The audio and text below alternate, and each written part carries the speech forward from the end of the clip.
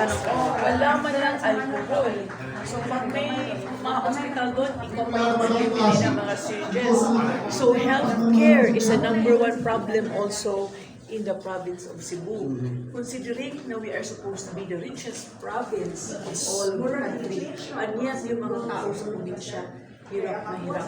Taas ng incidence namin of poverty. So I believe na kung walang korupsyon, ang lahat ng pera proyekto mapunta sa tao, ma-alleviate natin yung yung quality of life ng mga Cebuano, mabigyan natin ng trabaho, yung mga contractors, yung mga businessman, makapag-operate na sa province of Cebu.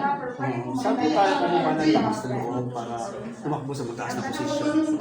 That's a very good question. Kasi nakita ko na binababoy na yung mga Cebuanos. Para meron na kaming window, lahat kami utusan, lahat, she just calls the shop, lahat yung mga Cebuanos, kung anong gusto, yun ang gagawin. That is not the kind of leadership that we want, and it's not the kind of leadership that we want. Kung ako ay isang Cebuano, bakit kita iboboto? Okay, that's a very good question. Thank you for asking that. We need change in the province of Cebu. She has been there for so long already, for almost 20 years. Walang nangyayari sa ekonomiya namin. It's all propaganda. Hirap yung mga tao ngayon. Yung healthcare, wala.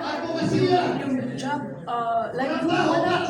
Pati basura. It's all propaganda, sinasabi nila. Yaman, puro angka, puro ayuda ang nandun sa Cebu ngayon. So, kailangan talaga ng pagbabago sa probinsya sa Cebu. Meron kayong mensahe sa mga kababayan niyo sa Cebu? Yeah, mga Cebuanos, daghan kayong salamat sa suporta na ibinigay niyo sa akin.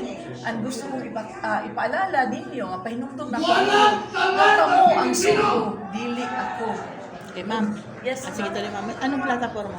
Yeah, yun nga nasabi ko kanina. Yung #1 is anti-corruption.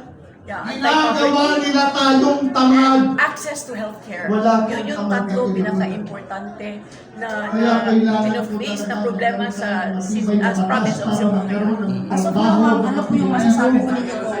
Sorry, Sa, ma'am. as of now, ano po yung masasabi na ng governor na within 2 years, wala pong nagbago sa Cebu? Yeah, yun yung nangyayari if it's an egocentric kind of leadership. Yung tatlong component lang yung ginagawa niya. What's her interest? Ano yung makukuha niya? And it's never about the Cebuanos. It's all about her. And that's not the kind of leadership we want.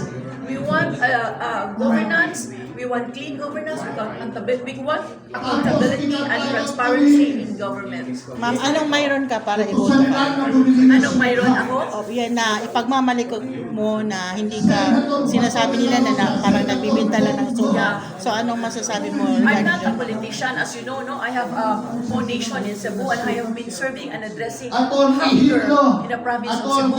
I started the first food bank in the Visayas. Wow. And food banking is a proven solution in addressing hunger. That's food security. That's food security. We collect surplus food and give it to those who need it. So that's something that I've done that she has not done. That's good. Yeah, thank you very I much. have food security project, ma'am. Oh, you do. Yes, ano natin sa Cebu. Ma'am, parting words mo sa lahat ng mga Cebuanos na makakapanood po nito. Yes, mga Cebuanos, daghang salamat sa inyong suporta, especially karon nahitabo ning impeachment ni Inday Sara. Nakita gyud nako nga ni usab na ipalina ang hangin. Salamat kaayo kay natukaw na nila ang mga Cebuano. Ug akong ipahinumdum kaninyo nga ang kamo ang Subo, dili ako. Yeah. Daghang salamat. Okay. Oh, thank you po. Thank you kaayo ha.